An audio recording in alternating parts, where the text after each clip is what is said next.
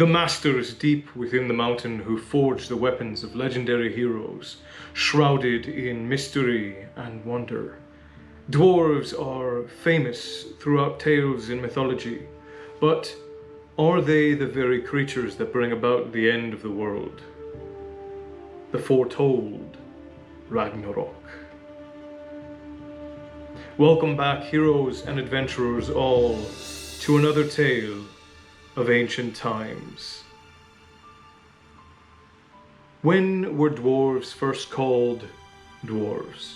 Well, you'll have to stay till the end of this tale to find out. In the meantime, let us find out where we stand in the world of our heroes, Kratos and Atreus. Alex, if you will. Born into the multiple realms and worlds of Old Norse saga and mythos, a place that we now find is the home of our heroes Kratos and Atreus, we find that the dwarves in this realm are creatures of mystery and oddity. And while there are many mentioned, we are only given the privilege of meeting two of them, Brokk and Sindri, the dwarven smith brothers who forged the deadly Leviathan axe and gifted it to the Jotun woman, Laufey the Just, in the hope that this weapon and its wielder would be able to stand fast against the raging and rapacious might of the Aesir gods. These two dwarven craftsmen are also the ones who forged Mjolnir, the unspeakably mighty hammer and superweapon of the god of thunder, Thor. The Thunderer and his terrible weapon brought about the end of the giants' race in Midgard. Brokk and Sindri feel crushing, overwhelming guilt for the absolute devastation that their work had wrought upon the giants of Midgard, and this guilt is what drove them to create the Leviathan axe. And their love, at least on the part of Sindri, is now what pushes these brothers to help our heroes Kratos and Atreus, as they venture out into the Nine Realms to ward off the tyrannical onslaught of the Aesir.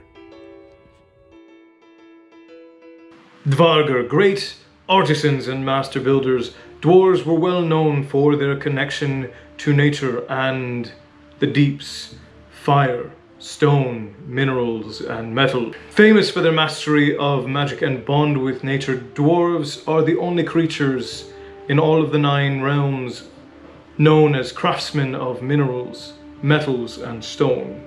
Often mistaken for the undead or referred to as dark elves, dwarves are not spoken of kindly in the myths and tales we have at our hand, beyond their skill with magic and their strength. By the words of the Father, they are all referred to as having been born of the maggots of the corpse of Ymir, the first Jotun. So it seems that they are just one more group born of the Jotun who have had their names made little by the gallows god, Thodin. So what of the dwarves that we meet in the tales of Kratos and Atreus? Do they have footing in the real world myths, or were they fabricated or exaggerated by those who have crafted and recorded the tales of our heroes Kratos and Atreus? Well, as it would stand, yes, they do in fact exist. They are a major keystone in the tales of the gods of both the Vanir and the Aesir, as the greatest weapons in existence were in fact crafted by the dwarves. Now, we do get some reference to this in the game itself, talking about the sons of Ivaldi, and of course we meet Brokk and Sindri, but the tale that we see in God of War's world is somewhat different from the tale we see here in our Midgard. Brokk was more formally referred to as Brokkr, and his brother, Sindri, was Aethiri. And while much of what they were referred to as in the game is true, their relationship was significantly different in the world that we know them in. Brokk and Sindri, or for simplicity's sake, Brokk and Sindri, were master magic forgemen, and their role in Norse mythology is a large one. The dwarves were never well respected in the Norse myths, and when you look at the way that they are referred to and the amount of respect they are paid by the Vanir and Aesir gods, and even amongst the elves, we see that they were only kept around for their master craftsmanship, and that through the rest of time they were rather dismissed by the gods. The only time that we see Brokk and Sindri, or Brokk and Sindri, be referred to directly is in the tales of the sons of Ivaldi. Now, in this tale, Loki has shaved the head of Thor's beautiful and beloved bride, Sif, and because no one else in the kingdom would dare besmirch the name or visage of Sif, everyone knew that it had to have been Loki. So Thor tracked him down and threatened to break his arms and legs if he did not have it fixed. So Brokk went to the famed sons of Ivaldi. Now, Ivaldi is referred to as a dwarf in some of the writings, but it is more likely that Ivaldi was a Jotun, not a dwarf, and that the dwarves who are referred to as the sons of Ivaldi are in fact sons of a giant, sons of a Jotun, not sons of a dwarf. So Loki goes to the sons of Ivaldi to have them reforge Sif's golden locks from spun gold itself, and whilst there, picks up a few extra gifts for the gods of the Aesir and Vanir courts so that he will be seen in favor and have this very minor discretion overlooked. The other crafts of the sons of Ivaldi include, of course, Sif's hair, Odin's spear, and Freyr's ship. A ship that could be folded up through the sail to fit in one's pocket, and that always favored the wind, and a spear that had the power of Gunganipthir or Gunganir, the space between spaces that controlled life and death. Now, the tales of what Odin's spear can do range vastly between tellers, but it was believed that if your body was pierced by Gunganir, which I might be saying wrong, you would in fact have your life taken. Some also believed that it could control the weather in the same manner that Thor's hammer Mjolnir could. But we're not here to speak about semantics. We want to know of the dwarves in the realm of Kratos and Atreus. So Loki, being very clever, sought to perhaps gain more wealth for himself by doing so. At the time, Brokk and Sindri were in the realm of the Aesir in Asgard, at the bequest of Odin, in order to receive work, if you will. They were being contracted to craft weapons, among other things, for Odin in Asgard. And we hear some reference to this in the game. You will hear Brokk reference how Odin had asked him to build a statue, as well as Sindri agreeing that Odin had approached him for the same, and that they refused because they were not weapons. Well, that was not the case. The dwarves were always happy to make something beautiful or powerful or strong. So we see in God of War that Brokk only wants to make weapons, and that he's afraid he'll chip his tools if he were to ever try and make something that were not a weapon. Whereas Sindri is seen as being more of the beautiful craftsman. Now, that is one parallel that is true, and we'll get to that in a minute. But they both took pride in their ability to outcraft anyone. So Loki, in his cleverness, decides to show off the treasures that he has won from the sons of Ivaldi, which he didn't pay for, by the way. He just promised them a favor, and the sons of Ivaldi agreed, because what had they to lose but a few pounds of gold in return for having the god trickster be indebted to them. So they made the treasures without any payment being forwarded to them, and with the hope of Loki keeping his word of indebtment.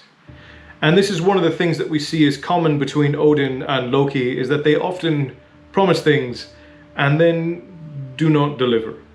So Loki challenges Brokk and Sindri, or Brokkr and Eitri, to outcraft the sons of Ivaldi, because they claim that they are finer craftsmen than those who made Sifsir, Odin's spear, and Freyr's ship.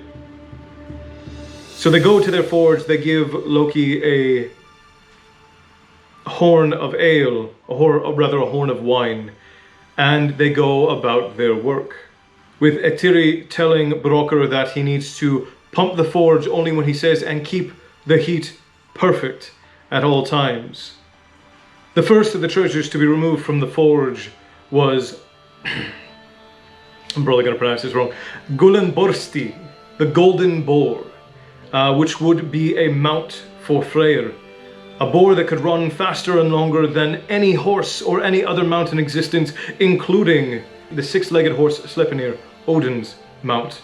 And wherever it went, its bristles would shine golden and bright, so that Freyr would never ride in darkness, and the boar itself would never tire. It could ride across land and sea and mountain and even sky. The next treasure to come from the forge was the mighty arm ring Draupnir. Now, this ring is similar to the ring of Andvari, and we'll speak about that in a moment, but it has the same powers, and this was one that Loki had intended to keep for himself, but it will eventually be gifted to Odin. And the final treasure to be pulled from Eitri's forge was Mjolnir. Now, during this time, Brokkr is pumping the forge unflinching, and a fly comes and lands on his arm and bites him. When that doesn't work, the fly then flies to his neck and bites him there, but he remains unflinching in his work. So the fly, who is presumed to be Loki, lands on each one of his eyelids and bites. And the blood flowing from his eyelids blinds him momentarily, and he misses a single pump of the forge while wiping the blood from his eyes, and this causes the handle of Mjolnir to be short, the head being weighted as a two-handed warhammer, but the handle being barely that of a throwing axe.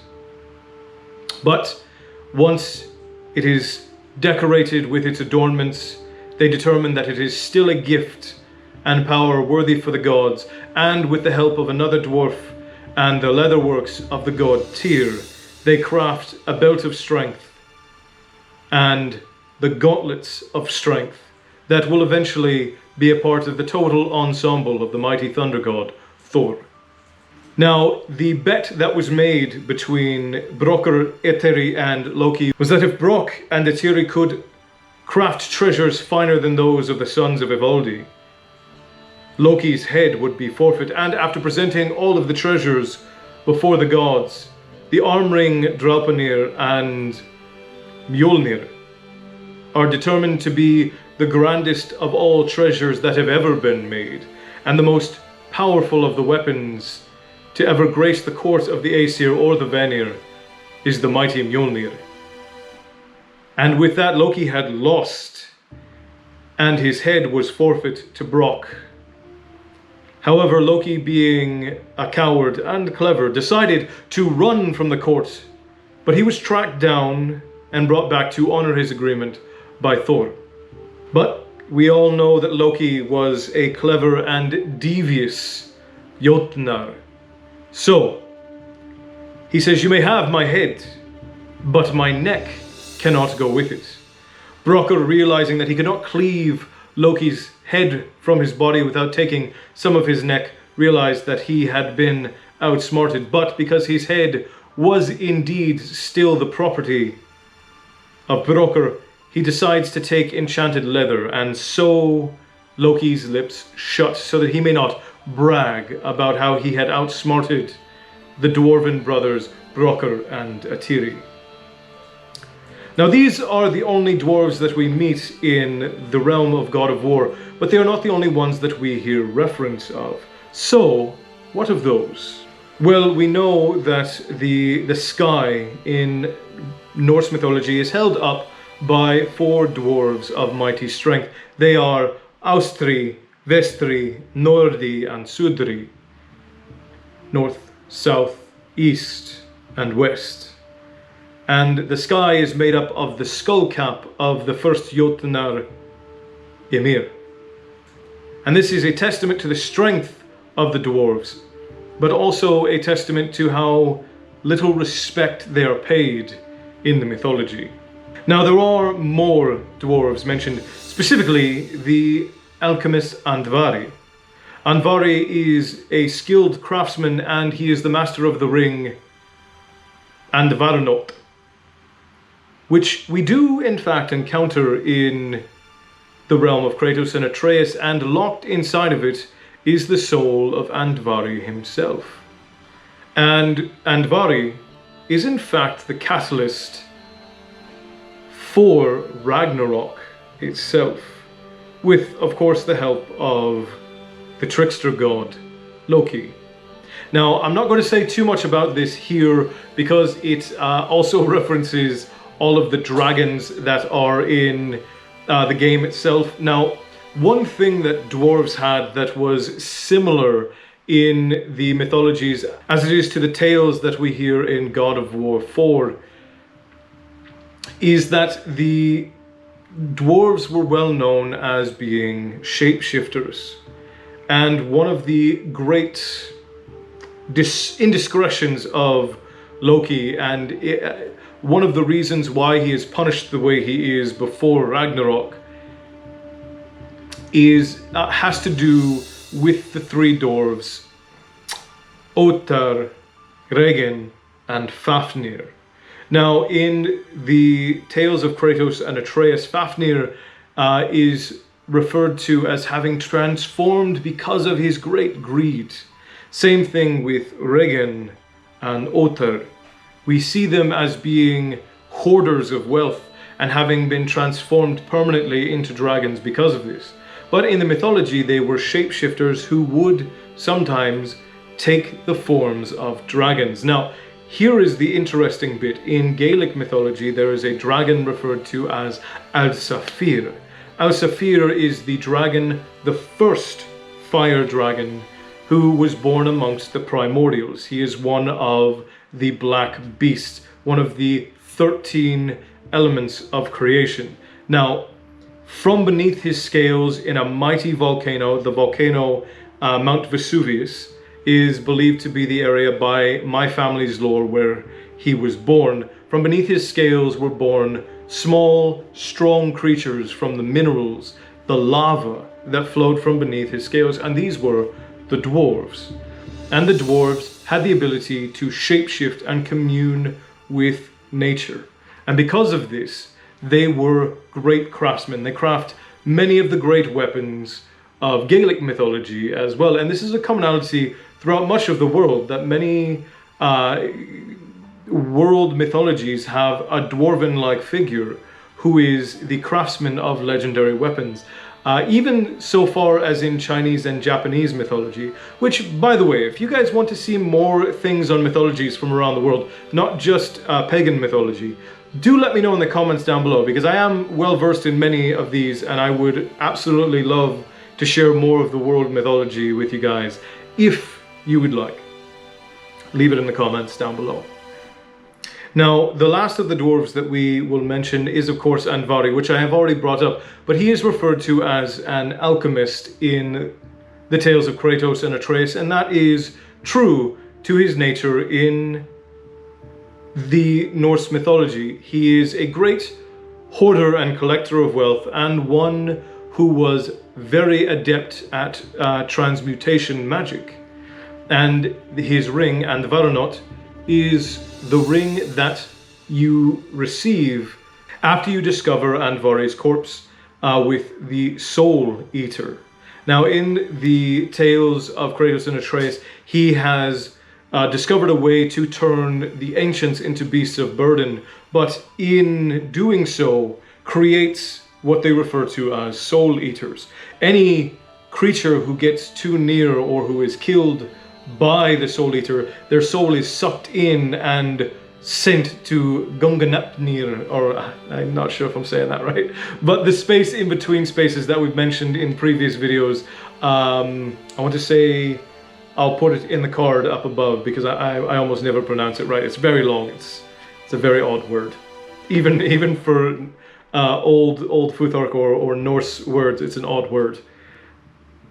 That same ring has the power that Draupnir has, and that is that every 8th day it will drop 9 rings of the same weight and quality as itself. So it is literally a creator of infinite wealth, and it was one of the areas where Andvari gained his great wealth from. Now, Andvari's ring ends up being cursed, and we'll hear more about that in the tale of the dragons from God of War 4, as I don't want to spoil it. Now, that being said, there was one thing that the game got wrong. Andvarnot was not meant to be a ring. Rings, more often than not, when referred to in Norse mythology, mean arm rings, not those that would fit upon the fingers. And Andvarnot, as well as Draupnir, were arm rings, not finger rings.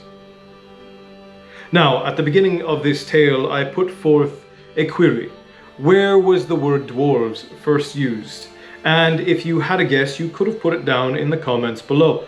However, many will not know that the first time the word dwarf was used in reference to the creatures that we now perceive very commonly as dwarves was by the legendary writer J.R.R. Tolkien. Now, you guys who have followed me for a while know that I am a huge fan of Tolkien, and I stan absolutely everything that J.R.R. does. And yes, I actually had to do research on this sometime back when I was in university, and discovered that, yeah, in fact, he was the first one to use the term dwarves in reference to the magical creatures who live within the forests and the mountains that are the craftsmen of many mythologies. Before that, it was only it was only used to refer to persons who had dwarfism. So I thought that was a little interesting tidbit for those of you in the secret society of folks who stay till the end of every one of these tales. If you do not follow me already on Instagram, that is where I make all of my announcements, and on occasion I will post pictures of myself or my dog or things that I am going out and about and doing. It's much less exciting than I'm explaining it to be, but you can also catch videos. If I do a good video and I feel like it didn't get enough attention on TikTok, I'll upload it on Instagram as well. Because TikTok, which you can follow me there as well, at the Real Slim Yeezus. TikTok is not getting quite the reach that it used to because they've switched the way that they do their algorithms. But I do still create almost daily over on TikTok, and we do now play Twitter D&D on Twitter just about every Monday if you guys want to join there. You can also go and support me over on Patreon, where you get my podcast, Endless Epic, a storytime podcast a week early. We're currently going through the Phantom Toll Booth, which is in fact an endless epic, and it is a passion project, and I love it. And all of you have been supporting both by listening and who support over on Patreon. You guys are legends, and I appreciate the hell out of every single one of you. Thank you so much. And you will also get to be one of the first people who joins my new D&D server, where I will be running a long-running D&D campaign. The first ones will be sort of homebrewed, basic ones, but I have something very special planned for you guys that I think that everyone's going to enjoy very much. And if you have not already engaged the subscribe button in Mortal Kombat, I strongly suggest that you do, and you will know that you have become victorious over it when the blood drains from it and it becomes a deathly grey. And then located conveniently to its right is the victory bell, where you can ring to announce your victory over the subscribe button, and as a reward for your valiantry, you will always know when I upload a video.